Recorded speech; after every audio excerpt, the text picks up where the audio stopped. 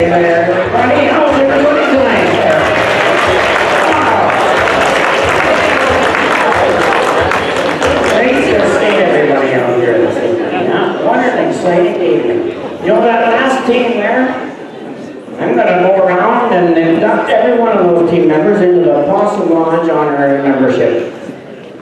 They were fantastic. Laugh all the time. That's all they did. Laugh. That's awesome. Just a great memory.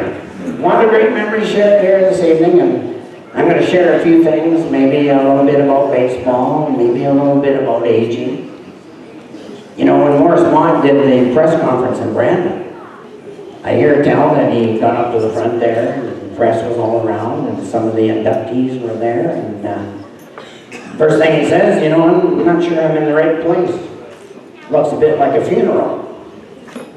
So there's quite a few older folks there, but I just want to encourage you tonight about your age and about where you're at right now in life. But before I do that, I'd like all the men to raise their right hand and repeat after me the man's prayer. All right, men, raise your right hand and repeat after me. I am a man, but I can change if I have to, I guess. Thank you very much. And ladies, we got a prayer for you too. Ladies, raise your right hand. I am a woman. I love to change. It's my prerogative. So there. And ladies, because you changed, good thing you did, because you smell a lot better than the fellow sitting next to you. Yeah, so I think what I'll do here tonight, looking around the crowd here, I'll share a little bit about aging and getting older, and I'll throw in a little baseball as well. But my arm isn't quite what it used to be, so there won't be a lot of baseball, but some, of course. It says a lot about life when we play the games in the life, you know, in our life. Baseball is a great game. But I'll talk a little bit about old age. And you know, I'm going to start off with a little bit of bad news to begin with. I don't have a whole lot of time left. Well, no, that's okay. No, I mean in the program tonight.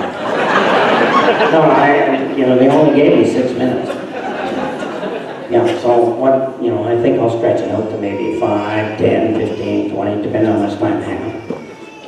But that's what I'll do.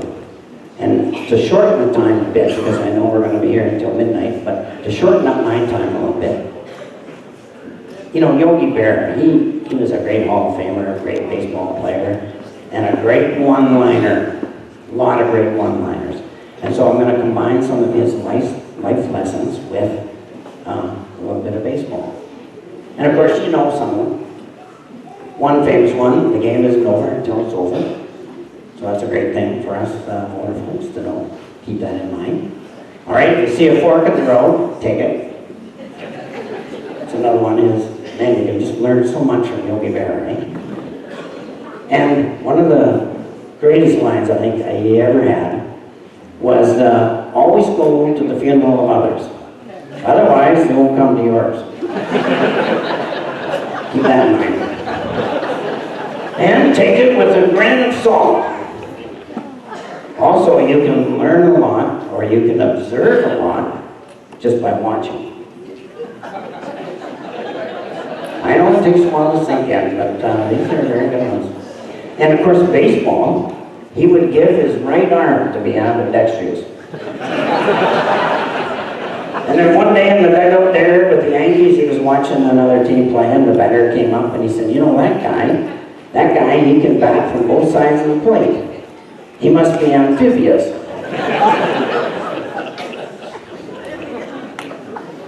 And of course, he said, baseball is 90% mental, and the other half is physical. He would take a nap, he would take a 2-hour nap every day from 1 to 4. Old Yogi, yeah, he had some good ones, You know, he'd never buy his kids an encyclopedia. They were going to walk to school just like he did.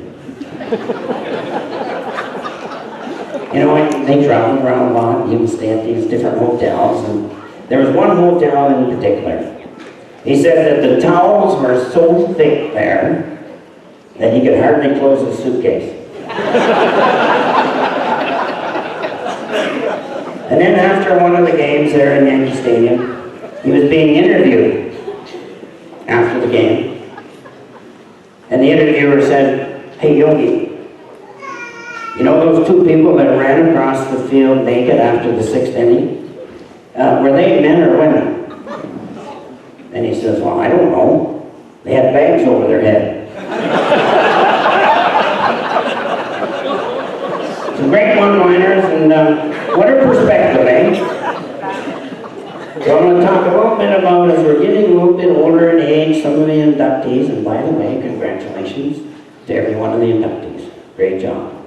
But we're getting a little bit older, and where do we go from here? I want to encourage you a little bit in that. All right? We had a pitcher on the Possum Lodge Loafer team. He was great. He was fantastic. Matter of fact, he was so incredible that I had to write a poem about him. Particularly one game that he played one evening. Here it is. It's a great tribute to Stinky Peterson. And it's entitled Baseball Season. It is spring. Baseball season at the Lodge. Stinky Peterson is pitching. The game is called on account of darkness in the 1st inning. And after, Stinky walked 37 consecutive batters. Stinky was pleased. His first no-hitter. Great perspective, eh? And that's what we need, is a good perspective, a little bit of humor thrown in there. It's not what you look at, it's what you see. All right? Change your perspective, change your life. That's great. It's not what you look at, it's what you see. And speaking of seeing, as we get a little bit older, as I've been getting older, I've had some eyesight problems. And that's why I've got these special glasses with the prism in it now, so... Oh, man. Morris, you see my glasses around there? Oh. Where did I put those things anyway? And that's another thing. My memory isn't quite what it used to be. Bernice, where's Bernice? See my glasses? You know, I just want to tell you also, my memory isn't quite what it used to be. But, oh, here they are right here. Oh, yeah. There we go. Oh, yeah, it is good to see everybody here tonight. Wow. You know, there was twice as many people here a minute ago. Anyway, that's okay. You know, so your eyesight kind of goes, you know, don't worry about it. They've got glasses all over the place. I see people here with glasses. I even had to get glasses for my iPhone last week. Yeah, last week, Monday, it lost its contacts. That's unbelievable, you know?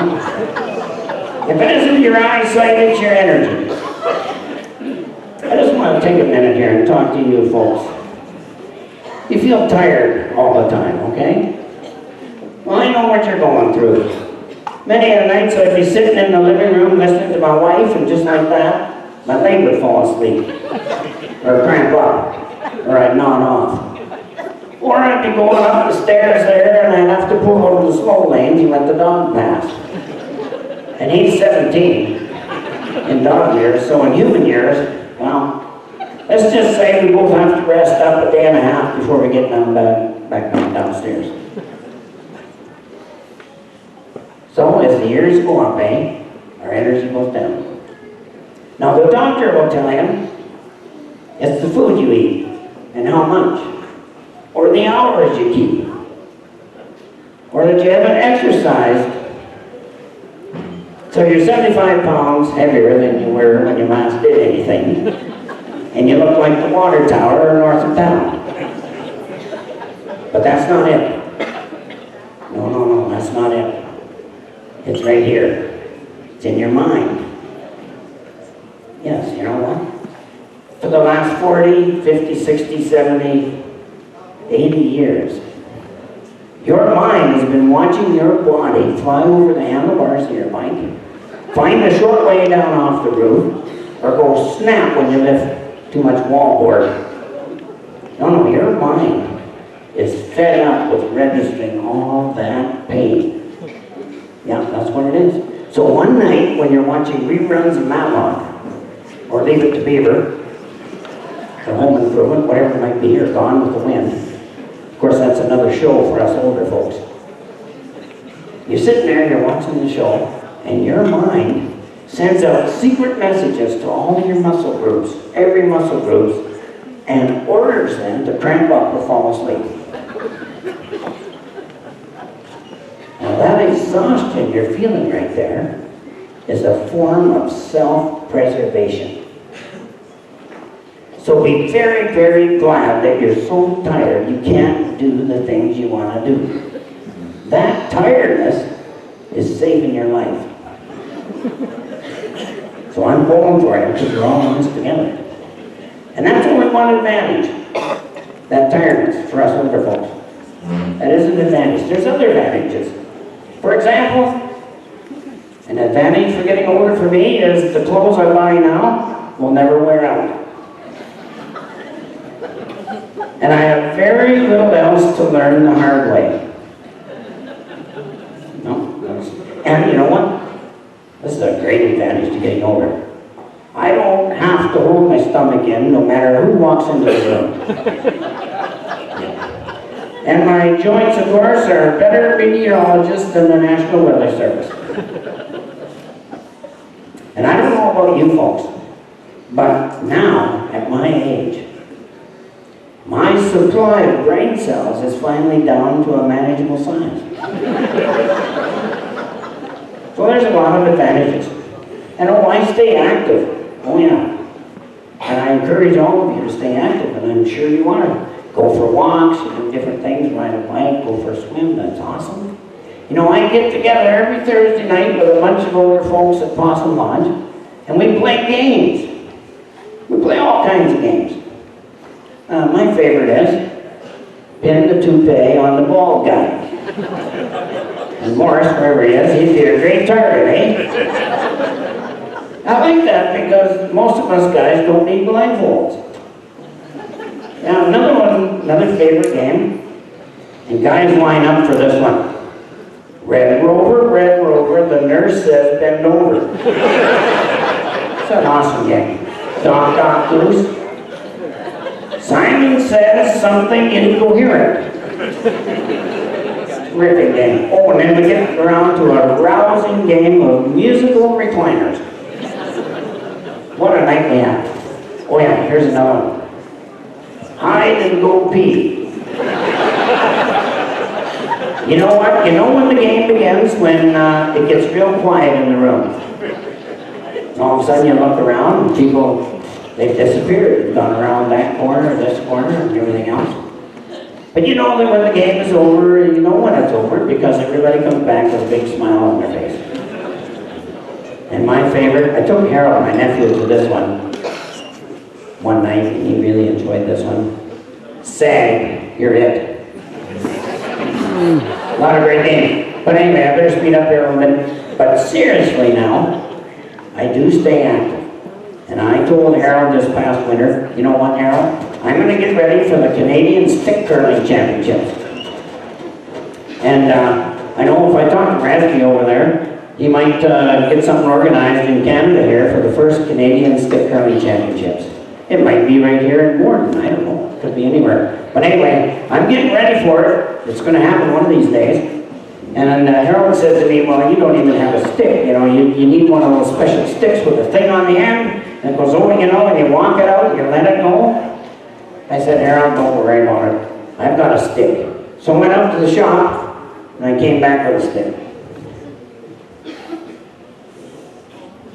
There we go. No, that's a stick. I'll tell you right now, that's a stick. Harold said, Uncle Red, that's, I think you got your ice sports mixed up. I said, oh no, Harold. No, I got the right stick here. Not a problem.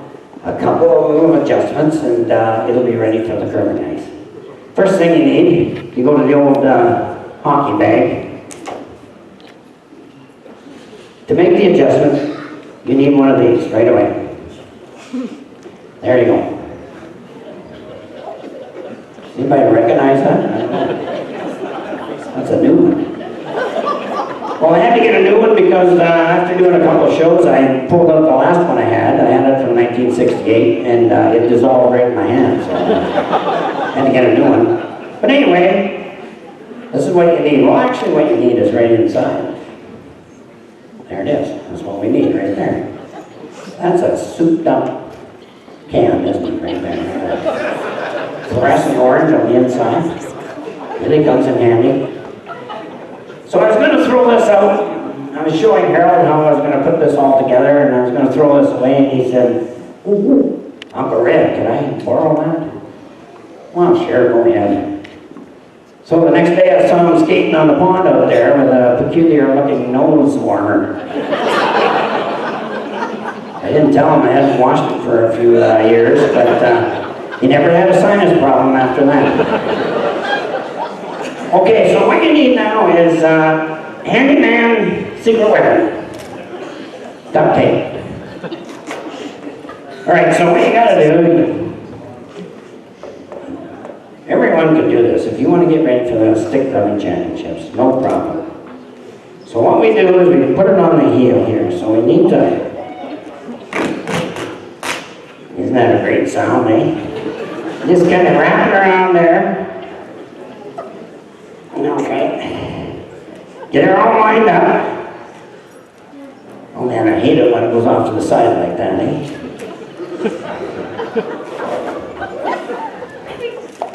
Alright, so I think we're doing okay there. Oh, there it goes again.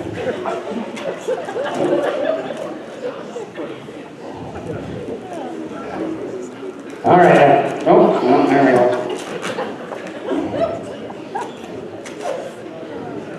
Okay, we're getting closer now. It's really important now.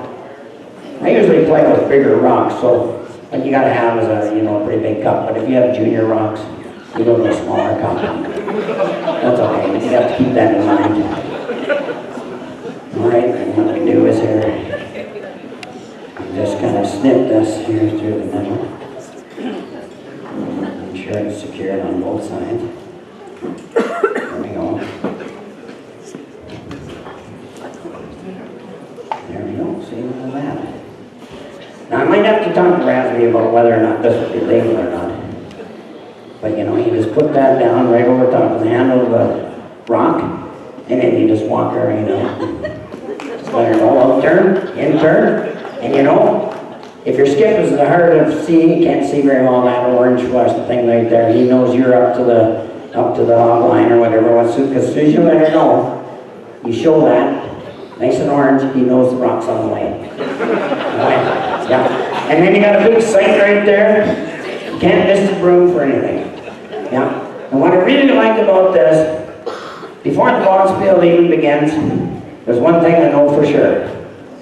I'm going to go home with the cup. Have a good evening, everybody. Keep sticking on that.